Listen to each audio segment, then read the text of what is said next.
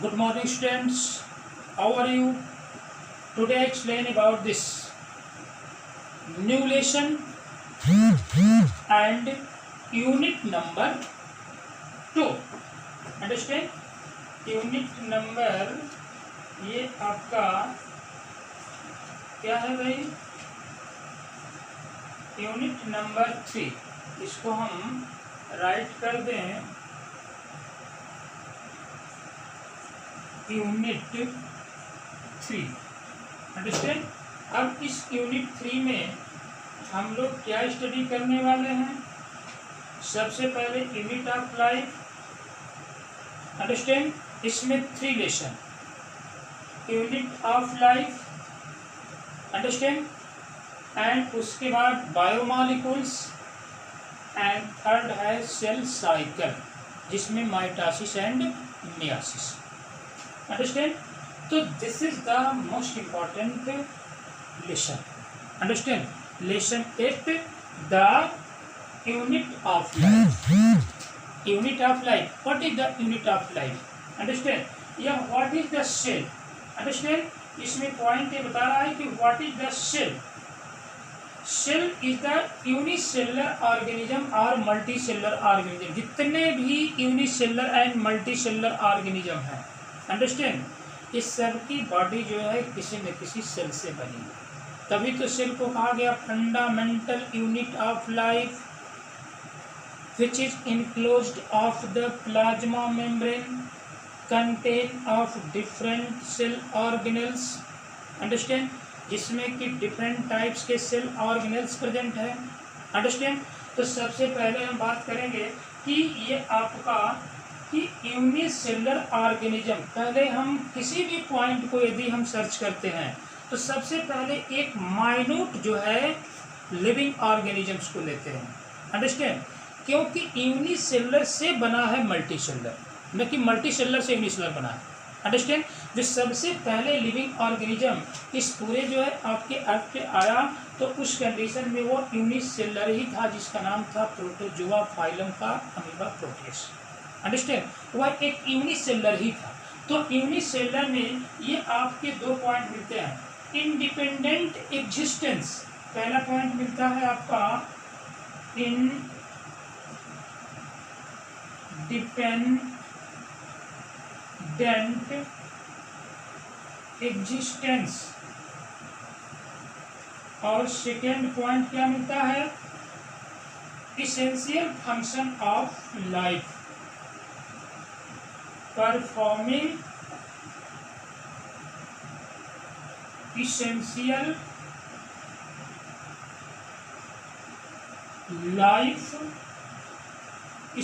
life function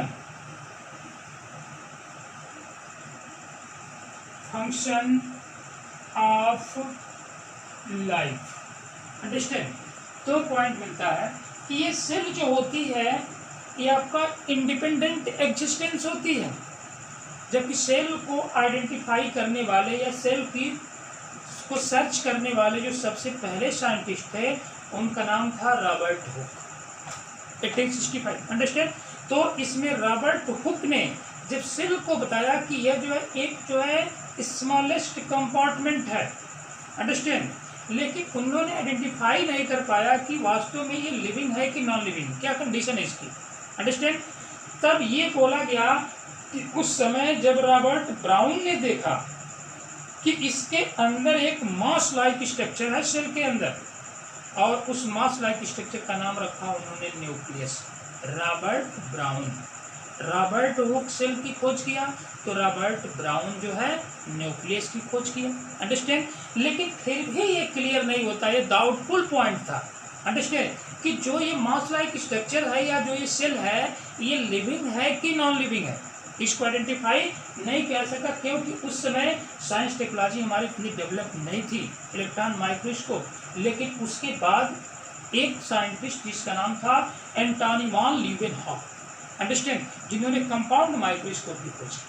और उस compound microscope की खोज करने के बाद उन्होंने देखा कि ये तो एक मास लाइक जो स्ट्रक्चर है यह एक लिविंग फॉर्म में है, ये लिविंग लाइफ है. अंडरस्टैंड। और उस लिविंग लाइफ के अंदर की क्या कंडीशन है कि जिसमें ये देखा गया कि जो लिविंग लाइफ है, जो इंडिपेंडेंटली लिविंग के रूप में है, वह एक structural and functional unit of life नाम दिया उसको, अंडरस्टैंड। और जो structural and functional unit of life, जिसमें कि किसी भी ऑर्गेनिज्म का स्ट्रक्चर भी वो दे रही है, और उस स्ट्रक्चर के होने वाले अंदर होने वाले जितने फंक्शनल एक्टिवेशन है, फंक्शनल क्रियाएं हैं, अंडरस्टैंड, उसको भी उन्होंने देखा, अंडरस्टैंड। तो इस तरह की कंडीशन में ये देखा गया कि जब उन्होंने ब्राउन ने, अर्थात उसके बाद जो है रॉबर्ट ब्राउन ने क्या किया भाई, तब उसके अंदर जो है न्यूक्लियस की खोज की, अंडरस्टैंड, जिसके अंदर जो है न्यूक्लियस है। और उन्होंने बताया कि nucleus is the coordinator of और डायरेक्टर ऑफ सेल, अंडरस्टैंड, कि न्यूक्लियस जो है सेल की एक डायरेक्टर है, एक कंट्रोलिंग ऑर्गन है। जैसे आपके बॉडी का कंट्रोलिंग ऑर्गन ब्रेन है, उसी तरह एक सेल का कंट्रोलिंग ऑर्गन न्यूक्लियस है, कि न्यूक्लियस को सेल से जो है डिटैच कर दिया जाए तो सेल का कोई मतलब नहीं रह जाएगा, सेल क्या कर जाएगी, डेड कर जाएगी। उसी तरह से जैसे आपकी बॉडी से ब्रेन यदि डैमेज कर जाए तो आपकी बॉडी कोई फंक्शन तो करेगी, लेकिन अनलिमिटेड फंक्शन करेगी, किसी न किसी दिन आपको डेथ हो जाएगी, अंडरस्टैंड। ठीक वही कंडीशन जो है इसमें है, और इसीलिए जो है प्रूफ किया गया और बताया गया कि nucleus is the director of cell, nucleus is the controlling organ of cell, understand. तब इसके बाद जो है स्ट्रक्चरल एंड फंक्शनल को डिटेल में जब स्टडी किया गया, तब इसके बाद आया जो है किसका नाम, cell theory, cell, understand, cell theory. और सेल थियरी को देने वाले थे साइंटिस्ट कौन, ये आपका Schleiden, SCH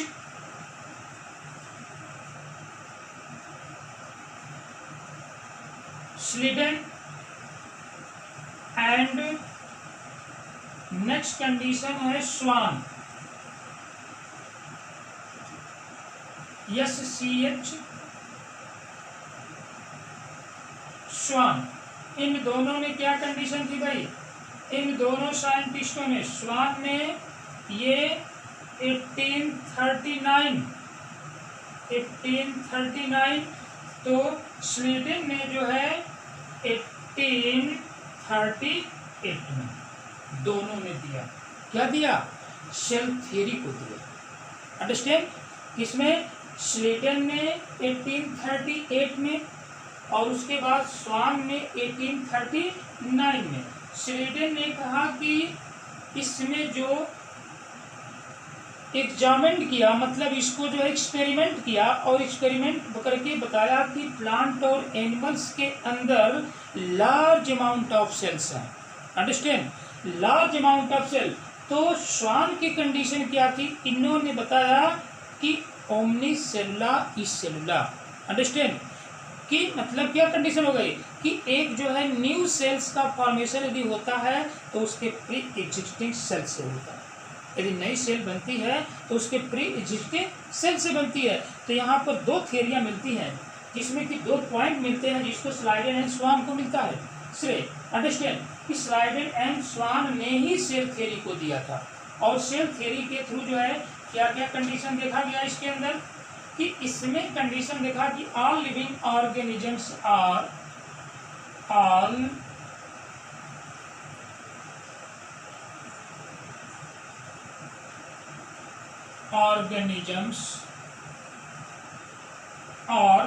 all living organisms are composed of cell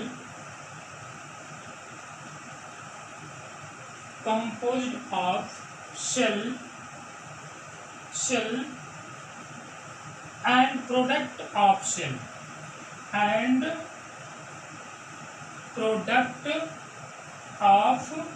cell understand.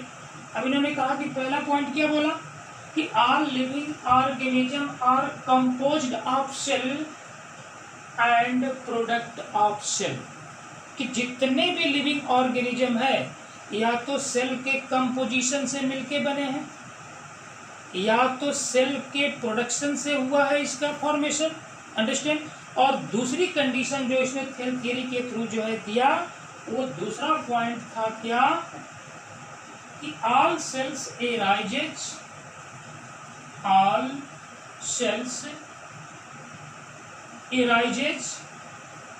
from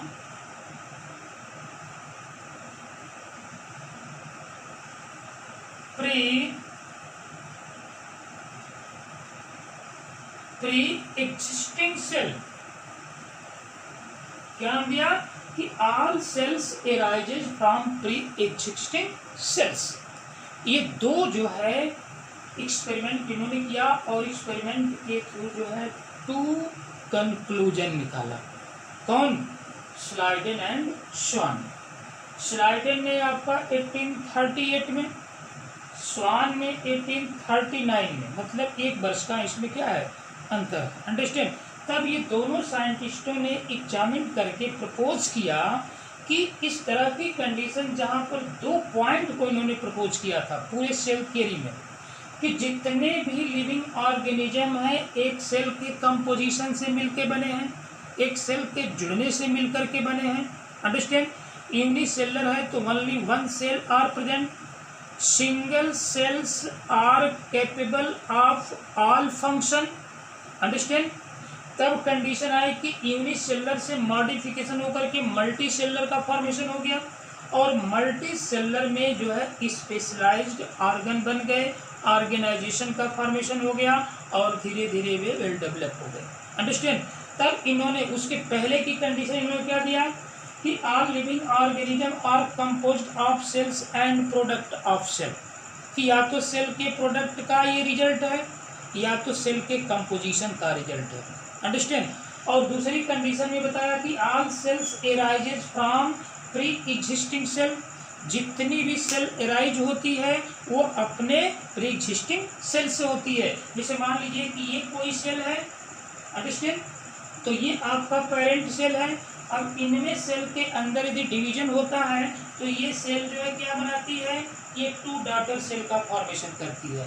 तो कोई एक न्यू सेल यदि फॉर्मेट हो रही है तो अपने प्री एग्जिस्टिंग सेल से हो रही है ना, अंडरस्टैंड। ओल्ड सेल से न्यू सेल्स का फॉर्मेशन हो रहा है, अंडरस्टैंड, जिसको इसी को तो हम क्या बोलते हैं, लाइफ कहते हैं, अंडरस्टैंड। कि आज हम जो है जैसे मान लीजिए कि बॉर्न हुए, बॉर्न होने के बाद जो है एडल्ट हुए, एडल्ट होने के बाद ओल्ड हुए, ओल्ड होने के बाद डेथ होंगे। डेथ होने से पहले जो है हम रिप्रोडक्शन के थ्रू जो होता है अपनी जनरेशन को सस्टेन करेंगे, एक न्यू सेल्स का फॉर्मेशन करेंगे, फिर वो न्यू ऑर्गेनिज्म बनेगा, अंडरस्टैंड। इस तरह से हमारी लाइफ क्या होती है, जनरेशन टू जनरेशन सस्टेन करती जाती है, जैसे एक सेल कर रही है, अंडरस्टैंड। ये पूरा सिस्टम जो है किसी न किसी सेल का है। सेल में डिवीजन होगा, यदि स्पर्म है, ओवा है, तो वो भी तो एक सेल है, और सेल के अंदर न्यूक्लियस है, डिवीजन हो रहा है, उसके बाद डेवलपमेंट हो रहा है, और डेवलपमेंट होने के बाद एक न्यू ऑर्गेनिज्म का फॉर्मेशन हो रहा है, अंडरस्टैंड। तो ओल्ड सेल क्या कर जाएगी, डैमेज हो गई तो उसने बना दिया न्यू सेल्स, ये न्यू सेल्स फिर ये ओल्ड होगी, फिर ये डैमेज होगी, अंडरस्टैंड। और डैमेज होने से पहले एक फिर न्यू सेल्स बना देगी, ये सिस्टम क्या होता है, चलता रहता है, अंडरस्टैंड। इसीलिए जो है ये पॉइंट बोला गया कि cell is the structural and functional unit of life, understand. कि सेल जो है किसी लाइफ की स्ट्रक्चरल एंड फंक्शनल यूनिट है, अंडरस्टैंड। नेक्स्ट कंडीशन ये दिया गया कि इन्होंने कुछ समय के बाद जैसे overview of the cell, overview of the cell में क्या कंडीशन मिली, इसमें ओवरव्यू ऑफ द सेल में कंडीशन क्या मिल गई कि इन्होंने देखा कि जितने भी टाइप्स की सेल्स हैं, अंडरस्टैंड, ये सेल्स जो होती है, चाहे वो ह्यूमन की सेल्स हो, चाहे वो आपके प्लांट की सेल्स हो, इसमें 2 कंडीशन और मिलती है, अंडरस्टैंड। एक जियोलॉजिस्ट ने जो है इसको सर्च करके बताया कि एक सेल्स के अंदर की कंडीशन क्या हो सकती है कि जिसमें कि एक ऐसा ऑर्गेनल्स या ऐसा जो है मास लाइक स्ट्रक्चर जो एक थिन लेयर से, मतलब each cell is bounded of thin layer, understand. Each cell is covered of thin layer called plasma membrane. Understand कि इसने जब जियोलॉजिस्ट ने क्या किया कि जब सर्च करना स्टार्ट किया तो इन्होंने देखा कि सेल के ऊपर जो है एक बहुत ही थिन लेयर है और वो थिन लेयर जो है क्या है, उसका नाम क्या दिया, प्लाज्मा मेम्ब्रेन, जिसको आप यूनिट मेम्ब्रेन कहते हैं, प्लाज्मा लेमा कहते हैं, सेलेक्टिवली परमिएबल मेम्ब्रेन कहते हैं. अंडरस्टैंड. इसके बेस पर, जो प्लाज्मा मेम्ब्रेन के बेस पर, कि अब ये कहा कि जो न्यूक्लियस के चारों तरफ, मतलब nucleus is arounded of plasma membrane, enclosed of plasma membrane, this type of cells that is known as eukaryotic sales.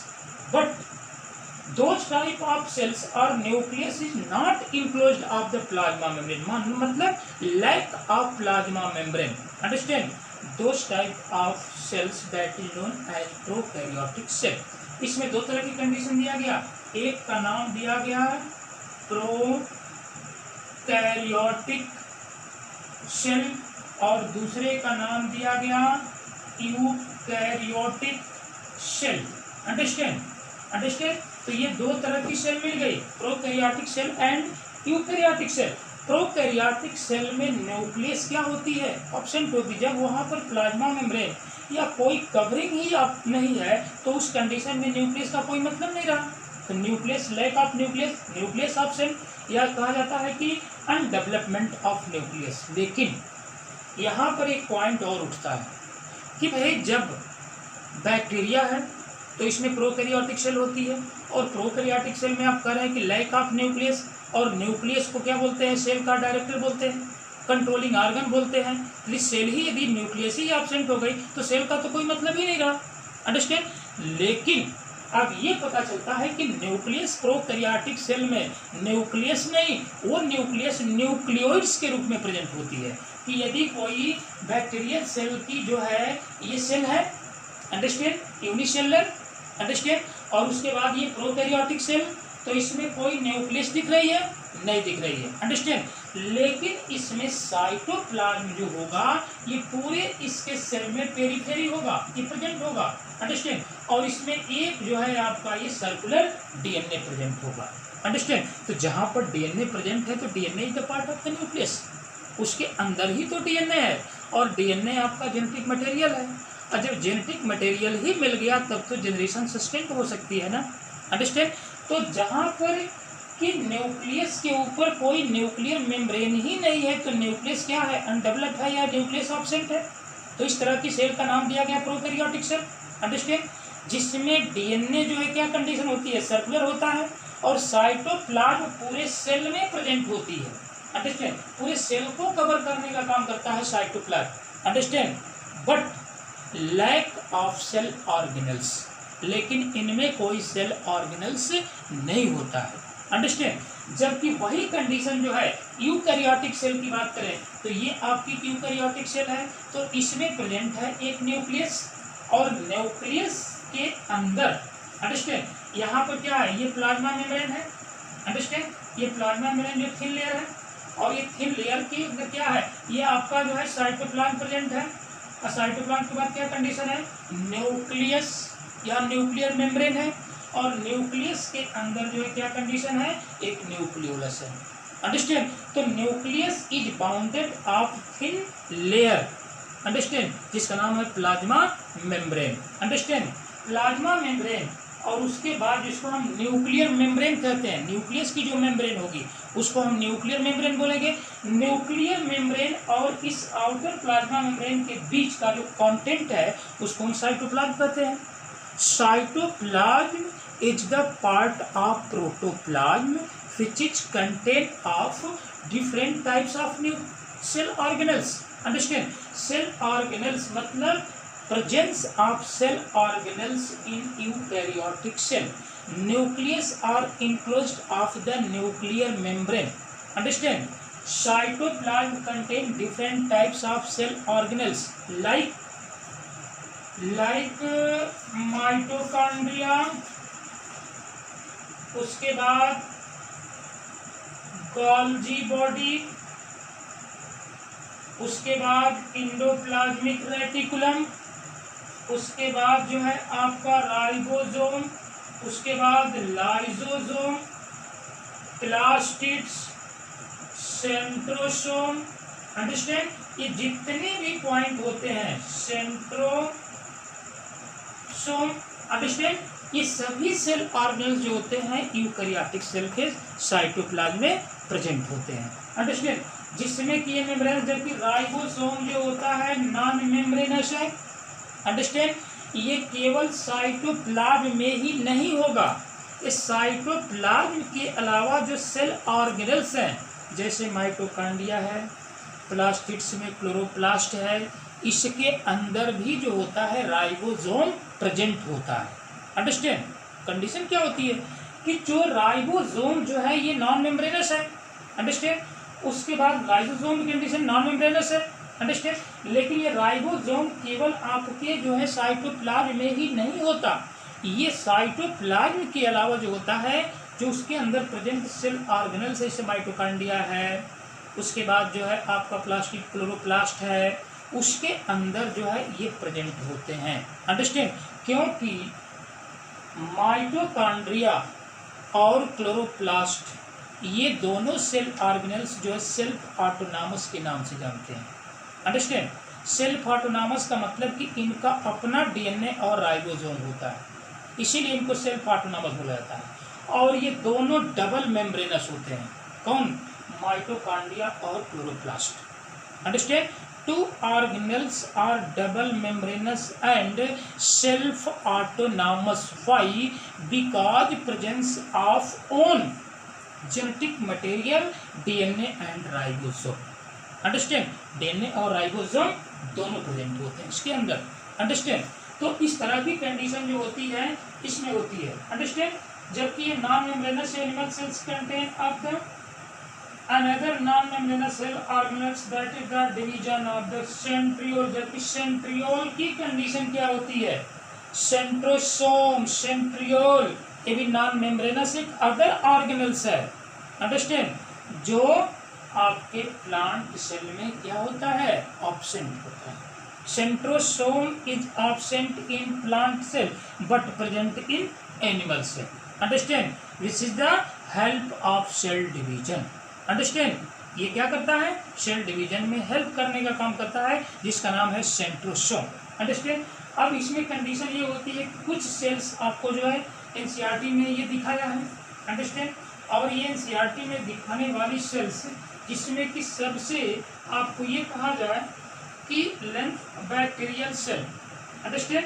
अब स्मॉलेस्ट सेल कौन सी है भाई? Mycoplasma. Mycoplasma is the smallest cell. Understand?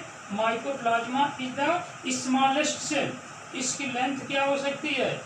0.3 micrometre. Understand? और next जो bacterial cell होती है, थोड़ी सी इसके ऊपर। Understand? Bacterial cell, bacterial cell ये आपका जो होता है क्या कंडीशन होती है? ये भी एक जो है जिसकी जो है लेंथ क्या कंडीशन होती है? 3 to 5 micrometre. Understand? Largest single cell आपका ऑस्ट्रिच एग होता है।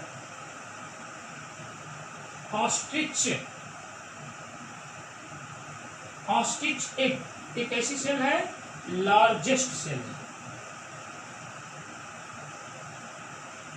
Largest cell. Understand? Largest cell. Understand? जबकि रेड ब्लड सेल और उसमें जो है लॉन्गेस्ट सेल्स कौन सी होगी? Nerve cell. Nerve cell is longest cell, जो कि एनिमल में है। ये आपका लार्जेस्ट है, तो ये क्या है? लॉन्गेस्ट सेल है। ध्यान दीजिएगा, लार्जेस्ट एंड लॉन्गेस्ट। लार्जेस्ट का मतलब कि ये क्या है? लार्जेस्ट है। अंडरस्टैंड? तो ये क्या कंडीशन हो गई? लॉन्गेस्ट हो गई। अंडरस्टैंड? तो लॉन्गेस्ट किसका नाम देंगे हम? Longest cell nerve cell. कि बॉडी की सबसे या सेल की सबसे लॉन्गेस्ट सेल कौन सी है? Nerve cell. Understand? Nerve cell. और लार्जेस्ट सेल कौन सी है? ये आपका ऑस्ट्रिच एग है। अंडरस्टैंड? बैक्टीरियल सेल की जो है साइज कितनी होती है? 3 to 5 माइक्रोमीटर। और जो माइक्रोप्लाज्मा क्या है? स्मॉलेस्ट सेल है, 0.3 माइक्रोमीटर की होती है। अंडरस्टैंड? अब इसमें ये देखा जाता है कि अब इनका शेप कैसा होता है। शेप, सेल का जो है शेप क्या है। अब इसे मान लीजिए कि ये आपका रेड ब्लड सेल्स है, red blood cells. Understand? Red blood cells. ये कंडीशन क्या है? ये आपके जो है आरबीसी की है। अंडरस्टैंड? तो इसमें कुछ की कंडीशन क्या है? ये आपका जो है रॉड शेप्ड स्ट्रक्चर भी है। अंडरस्टैंड? इस तरह की कंडीशन होती है। जबकि ये WBC मतलब व्हाइट ब्लड सेल्स, इसे मान लीजिए कि ये व्हाइट ब्लड सेल्स है, तो यहाँ पर क्या कंडीशन होगी भाई? इस तरह की पोजीशन होगी इसमें। अंडरस्टैंड? ये WBC। अंडरस्टैंड? इसमें कि आपका व्हाइट ब्लड सेल, ये WBC, और इसको बोलते हैं अमीबॉयड सेल। नाम क्या देंगे? Amoeboid cell. Understand? Amoeboid cell का मतलब कि इसमें भी क्या होता है? लोकोमोशन होता है, और इनके शेप को डिफरेंट नहीं कर सकते हैं। अमीबॉयड शेप है, अमीबा का शेप तो ऐसे ही इंडिफिनिट है। अंडरस्टैंड? क्योंकि सूडोपोडिया प्रेजेंट होती है, तो ये भी आपके ब्लड में जो होता है क्या करते हैं? मूवमेंट करते हैं। अंडरस्टैंड? अमीबॉयड मूवमेंट करते हैं, इसीलिए इसको अमीबॉयड सेल्स कहते हैं। अंडरस्टैंड? नेक्स्ट कंडीशन होती है आपका कॉलमनर एपिथेलियम सेल्स, जो कि कॉलमनर एपिथेलियम सेल्स को हम ऑलरेडी क्या कर चुके हैं? ये बता चुके हैं कि ये जो है क्या है भाई? ये आपकी जो है ये कॉलमनर एपिथेलियम सेल है। कैसी है? लॉन्गेस्ट है। अंडरस्टैंड? पिलर लाइक स्ट्रक्चर है। अंडरस्टैंड? लॉन्गेस्ट। उसके बाद ये कंडीशन क्या है भाई कि यहाँ पे जो है ये यहाँ पर साइटन है, और ये कंडीशन क्या है? ये डेंड्रॉन की है ये कंडीशन। अंडरस्टैंड? तो इस तरह के भी स्ट्रक्चर होते हैं। अंडरस्टैंड? मतलब ये कहते हैं कि disc like, polygonal, columnar, understand, cuboidal, thread like structure, even irregular, मतलब कोई रेगुलरिटी ना हो उस सेल्स के अंदर। तो इतने टाइप्स के जो होते हैं सेल्स होते हैं। ट्रैकिड्स और बेसल्स की क्या कंडीशन होती है? जिसमें ट्रैकिड्स आपका जो है जाइलम में प्रेजेंट होता है। अंडरस्टैंड? तो ये ट्रैकिड्स है, ये ट्रैकिड्स है, और ये पोरस है। अंडरस्टैंड? तो ये ट्रैकिड्स का स्ट्रक्चर है। और उसके बाद जो है आपका मेसोफिल सेल। मेसोफिल सेल ये कहाँ प्रेजेंट होती है? Mesophyll cell are present in the leaf. Understand? Mesophyll cell को आप क्या बोलेंगे? आप जिसमें कि यदि आप किसी लीफ को, यदि लीफ है ये, और इसका यदि हम पीएच लेते हैं तो outer membrane and inner membrane मिलेगी, और उसमें पॉलीसेड सेल और स्पॉन्जी सेल मिलेंगे। Palisade cell and spongy cell are composed to each other, that is the formation of mesophyll cell which is content of the chloroplast. Understand? वो क्या करते हैं? Chloroplast को कंटेन करते हैं। अंडरस्टैंड? जिसको हम मेसोफिल सेल कहते हैं, और उसके बीच में प्रेजेंट होता है बंडल सिथ, जहाँ पर जाइलम एंड फ्लेम होता है। तो ये मेसोफिल सेल क्या कहते हैं कि जिसमें कि राउंड एंड ओवल शेप होती है। ये आपका जो है क्या कंडीशन है? ये आपका ये राउंड, उसके बाद ये जो है ये ओवल शेप की कंडीशन हो जाएगी। तो यहाँ पर ये कंडीशन मिलती है आपका जिसमें मेसोफिल सेल में है। अंडरस्टैंड? डिफरेंट डिफरेंट साइज की सेल है।